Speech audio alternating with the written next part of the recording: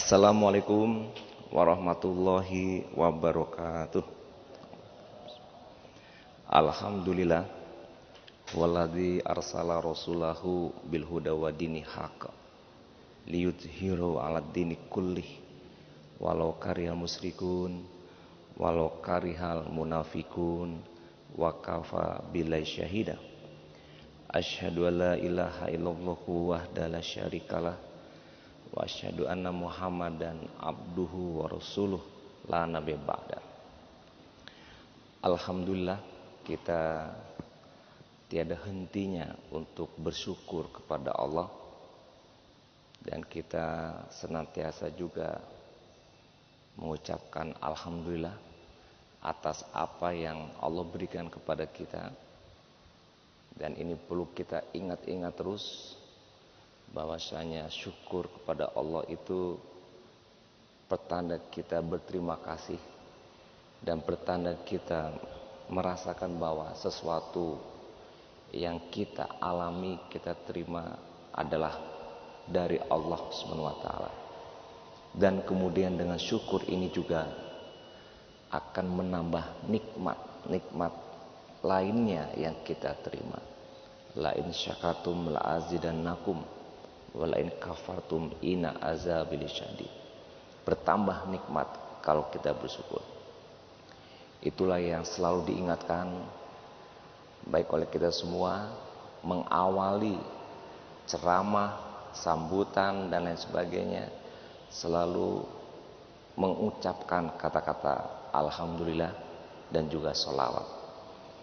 Kemudian berikutnya sholawat dan salam kepada Nabi kita Muhammad Rasulullah SAW beserta keluarga dan sahabatnya. Yang kita hormati jamaah Masjid Raya Sumatera Barat, topik kita pada pagi ini dalam rangkaian kuliah Tauhid, yaitu topik yang ke-27 mengenai at-tawazun, atau artinya keseimbangan. Bapak Ibu yang saya hormati, Allah sebagai Khalik, sebagai pencipta, menciptakan makhluk dengan seimbang atau dengan tawazun. Alam ini diciptakan oleh Allah. Bumi, ada bulan, bintang, matahari, semuanya dengan keseimbangan, dengan keteraturan, dengan faqadaru takdiro. Jadi dengan ketentuan yang telah Allah tentukan dengan seimbang alam ini. Termasuk manusia juga adalah makhluk Allah yang Allah ciptakan juga dengan seimbang. Cuman bedanya kalau alam semesta di luar manusia, keseimbangannya itu, ketentuan dan keteraturannya itu diikuti. Tau'an wa karhan wa ilaihi yurja'un. Tunduk patuh ikut dengan ketentuan Allah yang Allah tetapkan dengan keseimbangan itu secara sukarela atau terpaksa. Artinya 100% alam di luar manusia dan jin, ya, di luar manusia dan jin, itu alam ini mengikuti keteraturan dan keseimbangan yang telah Allah tentukan dengan ketentuannya, ya, dengan aturannya begitu. Bumi berputar cepat, seimbang, menjadikan kita yang tinggal di bumi berdiri, berjalan, hidup dengan selamat karena buminya ikut aturan Allah. Matahari juga demikian. Tidak pernah matahari itu melawan keseimbangan dan keteraturan yang Allah tetapkan kepadanya. Tetap. Bagaimana jaraknya, bagaimana perputarannya, ikut semua. Sehingga kita pun di bumi merasakan kebaikan atas keteraturan matahari dalam menjalani keseharian matahari berputar, menyinari dan sebagainya. Termasuk juga atmosfer yang ada di langit berlapis-lapis, mereka juga telah ditetapkan dengan ketentuan yang seimbang, yang teratur. sehingga bisa membantu kehidupan manusia di muka bumi dengan baik. Tapi Bapak Ibu, ketika kita merusak keseimbangan yang Allah tetapkan, merusak keteraturannya Allah tetapkan kepada alam yang merupakan ciptaannya, maka bencana yang terjadi. Bapak Ibu, sampai ke PBB, ya United Nations, sampai kepada rapat-rapat dunia dalam lingkungan hidup, berbagai protokol-protokol dikeluarkan. Ada Kyoto Protokol dan sebagainya tentang lingkungan hidup, yang pada saat-saat itu memiliki perjanjian untuk menjaga dunia dari global warming, pemanasan global yang dilakukan oleh manusia. Tapi memang beberapa negara masih belum mau, seperti Amerika dan sebagainya. Amerika saja satu hari membakar 5 juta per hari liter BBM dalam industri-industrinya. Apa akibatnya Bapak Ibu? Alam rusak. Atmosfer kita menjadi berlobang. Muncullah rumah kaca. Dan apa dampaknya? Adalah climate change, perubahan cuaca yang drastis. Ketika musim panas terjadi musim salju. Ketika musim salju terjadi musim panas. Ketika salju biasanya cuma tebalnya 10 cm jadi 1 meter. Yang biasanya musim salju 1 meter 10 cm. Kacau cuaca. Kita di Indonesia musim hujan panas, musim panas hujan. Keseimbangan yang Allah tetapkan terganggu. Di India, di Pakistan, ribuan orang mati karena kepanasan. Ulah manusia juga. Kenapa? Pemanasan global merusak ketentuan yang Allah tentukan terhadap alam. Banjir, hutan-hutan dibabat, sehingga longsor, tidak ada penahan air, hujan dan sebagainya. Terjadilah bencana. Ulah manusia mengganggu ketertiban alam. Allah telah tentukan alam.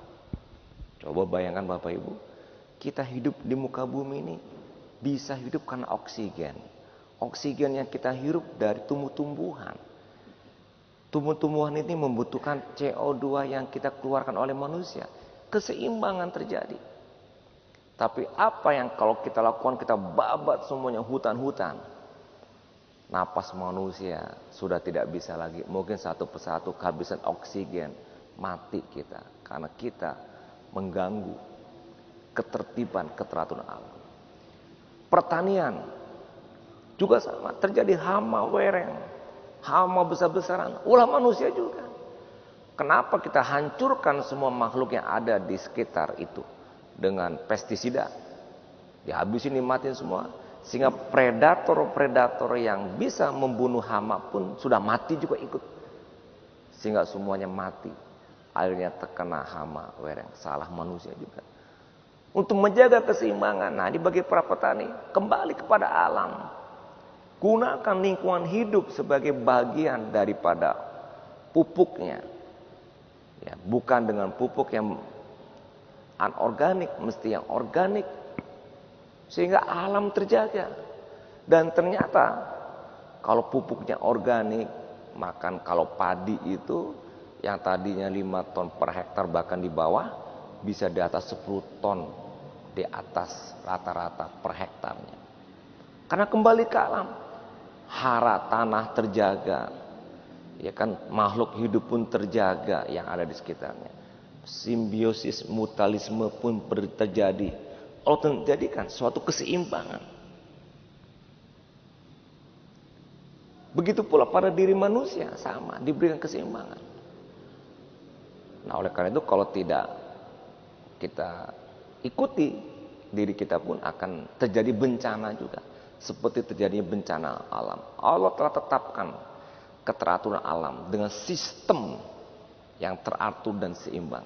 Termasuk manusia yang juga makhluknya telah pula ditetapkan dengan sistem. Di alam disebut dengan sunatullah kauniyah, ketentuan alam. hukum Allah yang mungkin kita saat ini kalau belajar di sekolah namanya ilmu alam atau ilmu pengetahuan alam. Seyogianya itu adalah ilmu Allah yang ada di alam. Oke, tidak apa-apa, itu hanya nama. Tapi itulah ketentuan. Kemudian dalam Al-Quran ada ketentuan sistem yang mengatur kehidupan kita. Sunnatullah qauliyah, ketentuan Allah. Nah Bapak Ibu, wassama'a rafa'aha wa wada'al mizan. Allah naikkan langit, kemudian juga Allah tetapkan dengan keteraturan. Beberapa ayat yang lain juga disebut tentang ciptaan Allah yang Allah ciptakan dengan keseimbangan, dengan keteraturan, dengan ketentuan yang jelas. Dan itu bisa kita jabarkan dengan ilmu yang kita pelajari di sekolah. Bahwa Allah tetapkan alam ini dengan ketentuan, keteraturan yang seimbang, berjalan secara tertib, teratur, dan baik. Cuman manusia sebagiannya mengingkarinya. Dan keteraturan itu adalah Islam. Afa ghayra dinillahi yabghuna wa lahu aslama ma fis samawati wal ardh. Ya. Apa kamu mencari agama lain? Aturan lain yang kamu cari, sedangkan Allah telah menentukan aturan yang benar buat kita, yaitu Islam. Dan yang di langit, yang di bumi, semuanya teratur mengikuti Allah. Alam taro anallaha yusabbihu lahu ma fis samawati wal ardh wa tawris sofa kullu qad alima salatahu wa tasbiha. Burung yang mengepakkan sayapnya, dia mengikuti keteraturannya Allah tetapkan kepada burung. Dia kepakkan sayapnya dan dia ibadah. Tahu semut beribadah teratur, gak ada yang ngatur. Coba lihat semut tuh teratur rapi, ribuan semut nggak pernah tabrakan, ribuan semut tidak pernah sesat. Dia jalannya teratur mengikuti sunnatullah, ketentuan yang ditetapkan oleh Allah kepada semut. Saya pernah melihat di kawasan timur Indonesia Timur, ya di daerah Maluku, beberapa pulau saya datangi, ada ikannya kecil-kecil mungkin sejari kelingking ini. Tapi jumlahnya ribuan, banyak sekali. Menariknya apa? Kita berikan makanan, dia bergerak ke kiri, ke kanan dengan kecepatannya tinggi. Nggak ada tabrakan. Seperti piramida begitu, di ujungnya ada satu. Di ujungnya. Itu kayaknya pemimpinnya begitu sepertinya. Siapa yang menentukan itu kalau bukan Allah? Nah itulah makhluk yang Allah ciptakan dengan keteraturan sehingga berjalan tertib. Nah sekarang bagaimana manusia? Kesimpulannya kalau manusia sebagai makhluk yang juga Allah tentukan keteraturan kepada manusia, kalau diikuti selamat, tidak diikuti tidak selamat. Nah sekarang kita lihat, pertama Allah jadikan manusia fitrah. Faqim wajhaka lidini hanifa fitratullahi allati fataron nasa 'alaiha la tabdila li khalqillah zalika dinul qayyim walakin aktsarun nasi la ya'lam. Allah jadikan agama ini fitrah, manusia ini fitrah. Jadi Allah ciptakan manusia dengan fitrah. Ya, fitrah ini suci, bersih, dengan sesuatu yang cocok dan sesuai yang telah Allah tentukan kepadanya. Dan nanti kaitannya dengan Islam. Jadi begini Bapak Ibu, makhluk di luar manusia dan jin itu bisa tetap ikut tanpa reserve, tanpa perdebatan, tanpa perlawanan, ikut Allah semuanya ketentuannya. Nah manusia dan jin itu ada yang ikut, ada yang enggak. Oleh karena itu yang diperintahkan oleh Allah beribadah itu manusia dan jin. Wa ma khalaqtul jinna wal ins illa liya'budun. Dan tidaklah diciptakan, misi aku menciptakan manusia dan jin mengabdi, begitu kata Allah. Nah keseimbangan yang ada pada manusia, Allah berikan jasad. Ya, Allah memberikan manusia jasad. Satu. Yang kedua, Allah juga memberikan manusia akal, pikiran dan ilmu. Dan Allah juga memberikan qalb, hati. 3 potensi atau potensi yang dimiliki oleh manusia yang perlu dijaga keseimbangannya sebagai ciptaan Allah kepada diri kita untuk kita menjadi sukses dan selamat. Dan ketiga itu, baik jasad, baik akal, baik qalb, untuk seimbangnya diatur oleh Islam, diatur oleh Quran sebagai sunatullah qauliyah, supaya selamat. Kalau nggak diatur, ya kita ngejalani pikiran sendiri.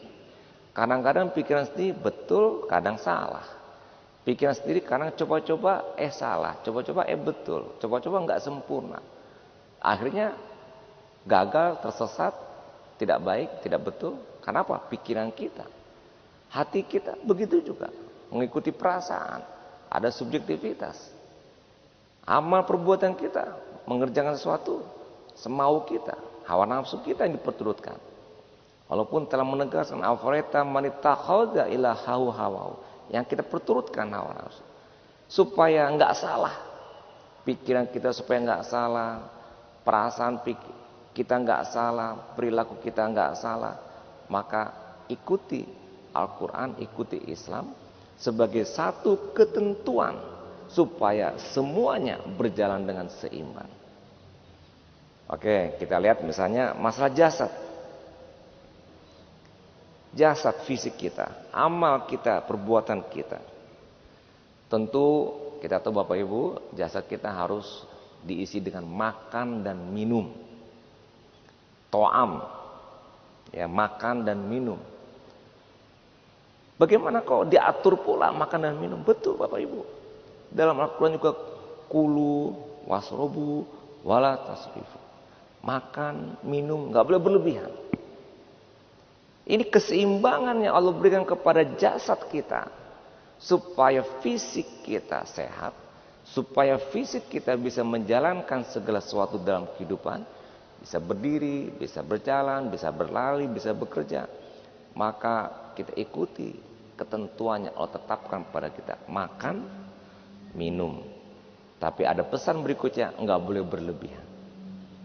Coba Bapak Ibu tanya ke dokter, penyakit-penyakit yang berat, kalau demam itu enggak berat, pilek batuk itu enggak berat tuh harian. Tapi penyakit yang berat, semuanya itu, atau kalau tidak sebagian besar, tapi ada juga kaitannya dengan makan yang berlebihan.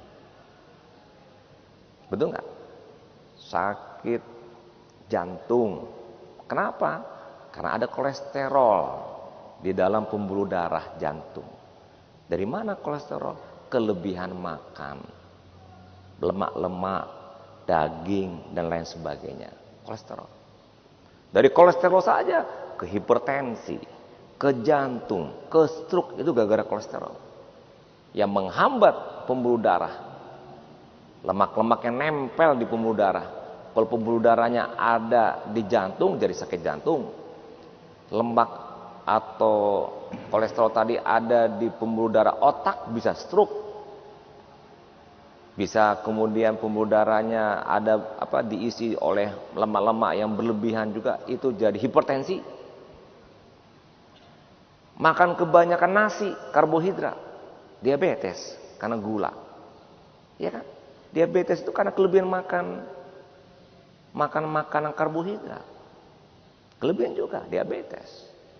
Asam urat, kelebihan makan asam urat, seperti sayur-sayuran dan sebagainya. Jadi kelebihan-kelebihan inilah yang kemudian menjadi penyakit. Allah sudah mencegah, Allah sudah melarang, Allah sudah membuat kita untuk tidak lakukan hal itu. Ya. Kemudian juga ya ayyuhan nas kulu mimma fil ardi halalan thayyibah. Disuruh makan, kata Allah, untuk jasad kita supaya seimbang, halal dan thayyibah. Apa tuh halal? Secara syariat dibenarkan oleh Islam, halal.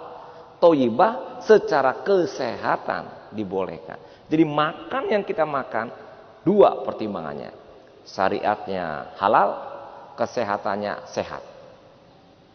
Nah, coba Bapak Ibu, nggak boleh berlebihan, makannya halal. Dan kemudian untuk jasad juga, Rasul mencontohkan, menyuruh para sahabat untuk latihan gulat, latihan berkuda, latihan perang. Itu untuk fisik. Kemudian juga Rasul bersabda juga, mukmin yang kuat lebih baik daripada mukmin yang lemah. Kemudian Rasul juga mencontohkan makanan yang sehat dengan makanan korma, makan minum madu. Itu Bapak Ibu, fisik harus seimbang, diisi dengan kebutuhan gizaul jasadi at-ta'am yang halal dan thayyib. Nah, kemudian yang kedua, akal.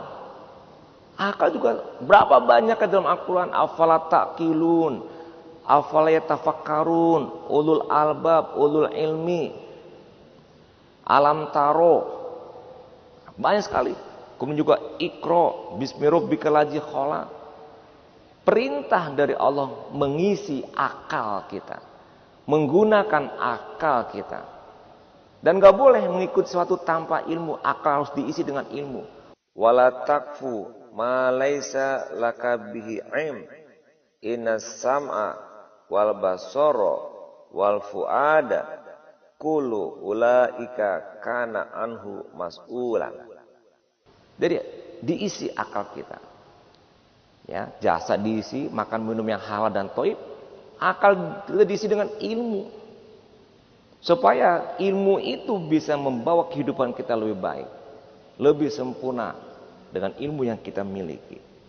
Kemudian arruh, qalb, hati kita, ya. Kalau gizaul akli tadi kebutuhan akal, ilmu, kebutuhan ruh yaitu zikrullah. Maka dalam Al-Quran disebutkan, ya yuhal muzammil qumil laila illa qalila, disuruh bangun malam. Terus juga dalam surat yang lain, alladzina amanu wa tatma'innu qulubuhum bi zikrillah, ala bi zikrillah tatma'innu qulub, alladzina amanu wa amilus sholihat tubalahum wa husnu ma'ab. Berzikir, jasad diisi dengan makan minum yang halal, yang baik, yang benar, tidak boleh berlebihan. Oh, banyak lagi mengenai makan tadi, nggak boleh makan babi, nggak boleh makan bangkai, nggak boleh makan darah, nggak boleh makan binatang buas. Al-Quran ada semua sebagai petunjuk menjaga keseimbangan fisik kita agar sehat. Akal kita disuruh belajar dalam hadis Nabi, ya, wudu ima minam mahdi ila ladi faridatun ala kulli muslimah wa muslimat. Untuk berilmu, oh banyak sekali hadis Nabi untuk ilmu. Dan kemudian ruh, hati, zikir, qalb, tenang jiwa kita, itminanul qulub. Jiwa kita menjadi tenang kalau seandainya kita diisi dengan zikrullah, ingat kepada Allah. Oleh karena Bapak Ibu, akal diisi dengan ilmu, qalb kita diisi dengan zikrullah, jasad kita dengan makan minum yang baik dan juga olahraga. Maka insya Allah dengan demikian kita akan mendapatkan kenikmatan. Alam taro anallaha sakhkhara lakum ma fis samawati wal ard wasbagha alaikum ni'amahu zahiratan wa batinah wa minan nasi ma yujadilu bi qawrihim wala hudan wala kitabim munir. Sehingga kita mendapatkan kenikmatan yang Allah berikan karena kita mengikuti ketentuan Allah, sehingga muncullah keseimbangan dalam diri kita. Tapi kalau dirusak, minum minuman keras, makan makanan yang nggak benar, rusak fisik kita, nggak seimbang, sakit, mengganggu sistem yang Allah ciptakan dalam diri kita, jantung, darah, hati, ginjal, paru-paru rusak. Ulah manusia yang juga mengganggu keseimbangan. Allah telah ciptakan tubuh kita dengan keseimbangan. Tanya ke dokter, itu dalam tubuh kita tuh seimbang semuanya. Jantung yang berdetak dari mulai kita lahir sampai sekarang, sampai nanti mati, nggak pernah berhenti. Itu juga karena darah, karena segala macam. Semuanya saling kait-mengkait dalam suatu sistem yang seimbang. Diganggu oleh kita, makan yang haram, minum yang haram, dan lain sebagainya, sehingga kita sakit. Pada dasar sakit pun jadi masalah. Termasuk zikir itu, ingat pada Allah. Kalau tidak, kita akan tenang. Penyakit pun banyak karena masalah perasaan. Perasaannya kenapa terjadi? Dengki, iri, hasad, sombong dan sebagainya. Itu penyakit yang membuat fisik kita. Dan itu juga harus diatasi dengan ingat kepada Allah. Baik Bapak Ibu, karena waktu juga saya cukupkan. Semoga bermanfaat buat saya dan kita semua yang hadir. Sekian, assalamualaikum warahmatullahi wabarakatuh.